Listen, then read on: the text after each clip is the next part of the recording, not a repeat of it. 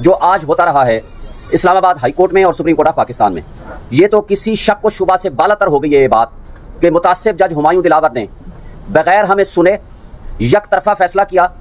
और जब ये कहते हैं कि आप शवाहिद पेश नहीं कर सके, तो जब हम शवाहिद और गवाहान की फहरिस्त देते हैं तो 12 बजे वो कहते हैं 1:30 बजे ले आइए अपने गवाहान, और 1:30 बजे वो कहते हैं कि अब हम एप्लीकेशन जब देते हैं कि जनाब हमारे गवाहान कराची से आएंगे, इनको 1 या 2 दिन का टाइम दे दीजिए, तो वो फरमाते हैं अब ये गैर मुतल्लिका हैं। ये पाकिस्तान की तारीख का पहला केस है, क्रिमिनल केस, जिसमें मुल्जिम ये कहे कि मैंने अपने गवाह पेश करने हैं और जज कहे कि आपके गवाह इर्रेलेवेंट है, हम पेश करने की इजाजत ही आपको नहीं देते। ये पाकिस्तान की तारीख का पहला केस है, और ये भी पाकिस्तान की तारीख का पहला केस है कि आप मुल्जिम मौजूद नहीं है, उसका वकील मौजूद नहीं है, और उन दोनों को उसको सुने बगैर आपने यक तरफा फैसला कर दिया और सजा सुना दी, और सजा 5 से 10 मिनट के अंदर एग्जीक्यूट भी होगी। और आपने जमान पार्क के दरवाजे तोड़ के और एक शख्स के बेडरूम के दरवाजे तोड़ के, और उस शख्स को, इमरान खान को, वो वॉशरूम में वो कहता है मुझे कपड़े चेंज करने दें, वो आपने वॉशरूम के दरवाजे तोड़ के चंद मिनट्स के अंदर आपने गिरफ्तारी कर ली। अभी वारंट ऑफ अरेस्ट साइन भी नहीं हुआ था, जारी होने दूर की बात है, आर्डर की कॉपी किसी के पास नहीं थी। ये है वो तर्ज अमल, जो ये है इंसाफ का दोहरा मेयार, ये है कानून के साथ मजाक, ये है इदारों की इन्वॉल्वमेंट, ये है हमारे पाकिस्तान के आईन की पामाली, ये है हमारे यहाँ कानून और इंसाफ का जनाजा उठता हुआ सामने नजर आ रहा है, जिसमें से बदबू नजर आ रही है। और न सिर्फ कहा जाता है कि इंसाफ हो, बल्कि होता हुआ नजर आए। लेकिन पाकिस्तान की तारीख में हमने माजी में भी देखा, लेकिन आज सबके सामने, पूरी पाकिस्तानियों के सामने, पूरी दुनिया के सामने इंसाफ का कत्ल हमने अपनी आंखों से देखा।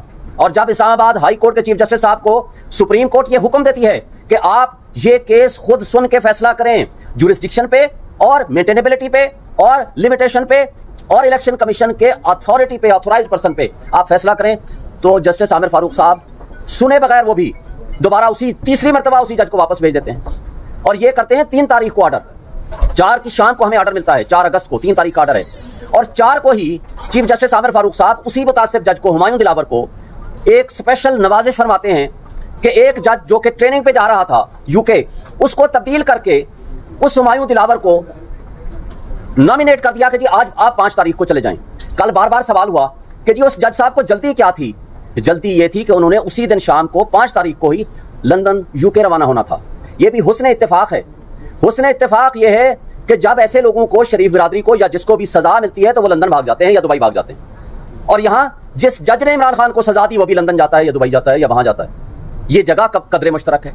फिर यहाँ ये भी हमने माजी में देखा कि जिसको सजा होती है वो बीमारी का बहाना बना के लंदन चला जाता है, और यहाँ जो शख्स सजा देता है वो बीमार हो जाते हैं और हमारे केसेस ही नहीं लगते, वो जज साहबानी बीमार हो जाते हैं। ये काबिल अफसोस है या हुस्न इत्तेफाक है। और ये केस आज वाला जानबूझ के इलेक्शन कमीशन के वकील साहब इसको डिले कर रहे हैं ताकि केस का फैसला जल्दी ना हो और इस दौरान बाकी केसेस में गिरफ्तारियां हम डाल सकें। कल आपने देखा है कि पूरी सरकारी मशीनरी हरकत में आ चुकी है। अब आईजी साहब को भी फिक्र लाहक हो गई कि जनाब जाएं, बाकी केसेस पड़े हुए हैं, वो केसेस जिसमें इमरान खान साहब के अदम पैरवी केसेस खारिज हुए हैं जमानते हैं। और अदम पैरवी क्यों? कि जी वो आए नहीं है। भाई वो कैसे आए? क्या वो जानबूझ के नहीं आ रहे? आप प्रोटेक्शन ऑर्डर जारी करें, लेकिन उनको भी जल्दी हो गई। साइफर के केस में एफआईए को भी जल्दी हो गई, और बाकी भी जो आपने देखा है जहां तमाशा लगा हुआ है। और कल उस फाशिस्ट हुकूमत के वो साबिक वज़रा यहाँ प्रेस कॉन्फ्रेंसेस कल से किए जा रहे हैं कि सुप्रीम कोर्ट इसमें नोटिस क्यों ले लिया। भाई सुप्रीम कोर्ट के पास एक पिटीशन आई है और इलेक्शन कमीशन का वकील सरकारी मौजूद हैं, अटॉर्नी जनरल ऑफिस मौजूद है, काजी फाइसा साहब की जजमेंट है कि जब कोई सरकारी वकील किसी केस को करने का नाअहल हो, ये लिख के देगा कि मैं ये केस हम नहीं कर सकते, हमारे पास अहलियत नहीं है, फिर आप प्राइवेट काउंसिल कर सकते हैं। तो किस कैपेसिटी में आपने एक प्राइवेट काउंसिल किया हुआ है? सिर्फ प्राइवेट काउंसिल नहीं, ये वो काउंसिल हैं जो नवाज शरीफ और उसकी फैमिली के मुकदमात के वकील हैं। उनको इलेक्शन कमीशन कितना इम्पार्शल होगा, कितना वो एक लिहाज से गैर जानिबदार होगा कि वो नवाज शरीफ की फैमिली का वकील ही उनको प्राइवेट वकील मिला है जो आकर के यहाँ मुकदमा लड़े।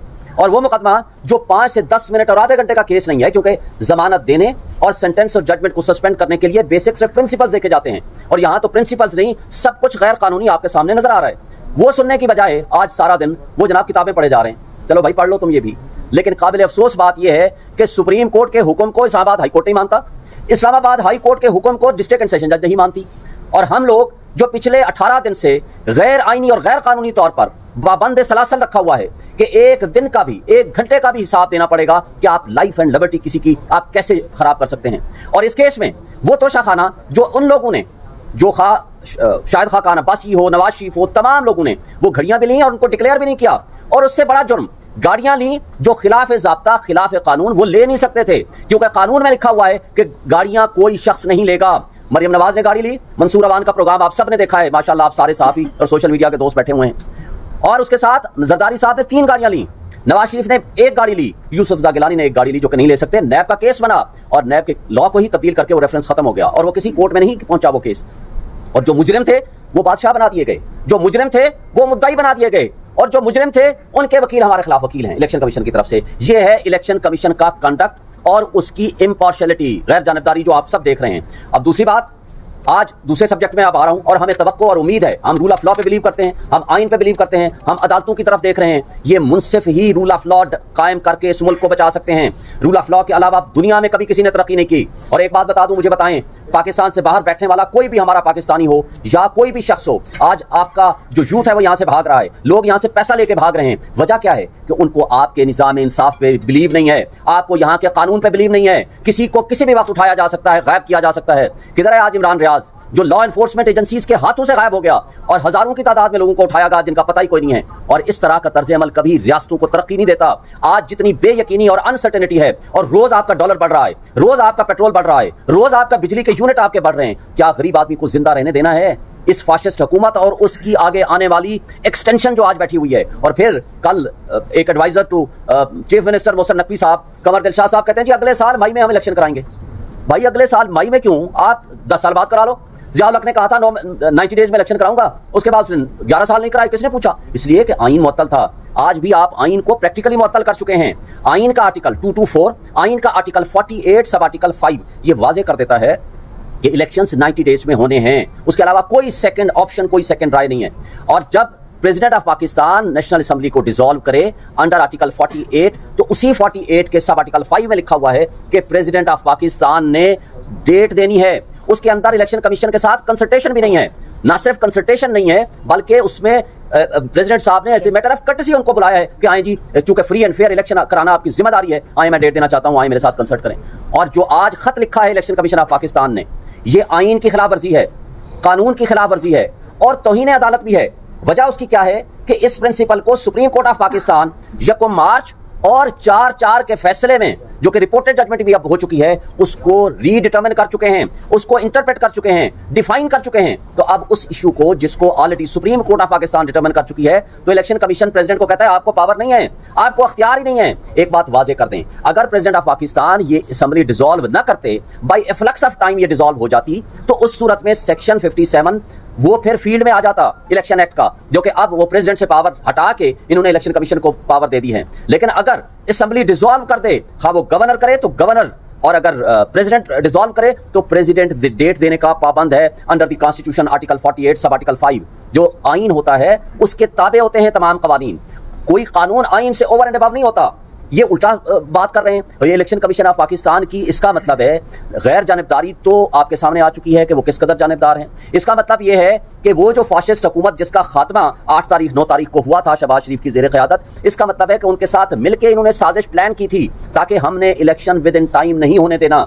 यही वजह थी कि कल से बड़ी तकलीफ होनी शुरू हो गई है। इसके बावजूद 2 पॉलिटिकल पार्टीज ने आज हमारे इस मुतालबे को एक्सेप्ट करने का फैसला किया है, जिसमें पाकिस्तान पीपल्स पार्टी और JUI। ये अलग बात है कि मैं बबांगे तोहला आपको कहता हूं कि पीपल्स पार्टी का कंडक्ट बिल्कुल वो दोगला रहा, मुनाफिकाना पॉलिसी थी कि जब आप सेंसस के इशू पे खुद कहते रहे, वो तो पीपल्स पार्टी PMLN के लोग भी कहते रहे कि जनाब हमने पुराने मरदमशुमारी पे इलेक्शन कराएंगे, लेकिन मुराद अली शाह की अपनी बात और पीपल्स पार्टी वालों ने कहा कि हमने पुरानी मरदमशुमारी पे कराएंगे, हम जाकर मुखालफत करेंगे। फिर वहां मुखालफत क्यों नहीं की? आपने एक बारूदी सुरंग खुद बिछा कर गए हैं जमहूरियत के खिलाफ, और फिर आज आप कहते हैं 90 डेज में इलेक्शन करा दें, कैसे मुमकिन है? लेकिन बहरहाल जिसको कहते हैं देर आयत दुरुस्त आयत, अगर उनको ये एहसास हो गया है तो हम जमहूरी ताकतों को वेलकम करेंगे कि हमारे इस मुतालबे के साथ खड़े हों। इसके बावजूद कि आज हमारे चेयरमैन जेल में हैं, इसके बावजूद हमारे हजारों की तादाद में वर्कर्स जेलों में सड़ रहे हैं, इसके बावजूद हमारा सैकड़ों हजारों की तादाद में लोगों को उठाया हुआ है, उनको कारोबार बंद किए हुए हैं, उनको काम नहीं करने दिया जा रहा, और उसके अलावा उनकी चादर चार दीवारी की पामाली हो रही है। इस सब कुछ के बावजूद हम इस बात का मुतालबा कर रहे हैं कि आईन के अंदर दी हुई शेड्यूल के मुताबिक अगर फ्री एंड फेयर इलेक्शन नहीं कराएंगे तो ये रियासती की जो बुनियादें हैं वो खोखली हो जाएंगी।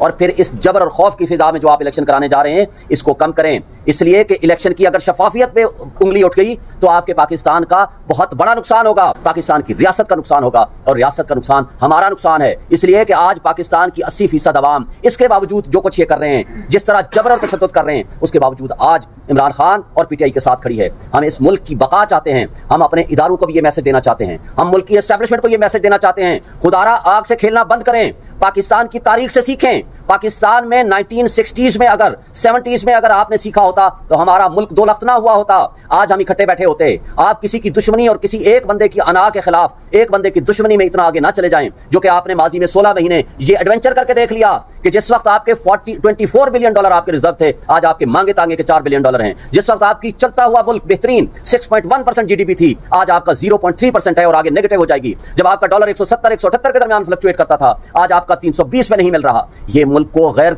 यकीनी कैफियत से निकालें। आपके लिए रियासत इंपॉर्टेंट होनी चाहिए, अवाम इंपॉर्टेंट है। और अगर जिस तरह की बेरोजगारी बढ़ रही है, जिस तरह महंगाई 12% से उठा करके आपने 38% पे पहुंचा दी है, और ये आगे 38 तक नहीं रहेगी, ये 78% पे जाएगी। लोगों के पास खाने को पैसे नहीं है, लोगों को आपने किस चक्रों में डाल दिया है। और आज केयर टेकर जो सो कार्ड बैठे हुए हैं, क्या ये केयर टेकर या ये निगरान गैर जानबदार कहलाने के काबिल हैं कि जो सारे टारगेट कर रहे हैं, पूरी पुलिस, पूरी लॉ एनफोर्समेंट एजेंसीज, किसी तरीके से इमरान को और पीटीआई को हम क्रश कर सकें। लेकिन लोगों के दिलों से मोहब्बतें कैसे निकालोगे? आपने वो रेफरेंडम देख लिया पेशावर का, आपने वो रेफरेंडम हवेलियां का देख लिया, उस वक्त इमरान खान साहब जेल में थे।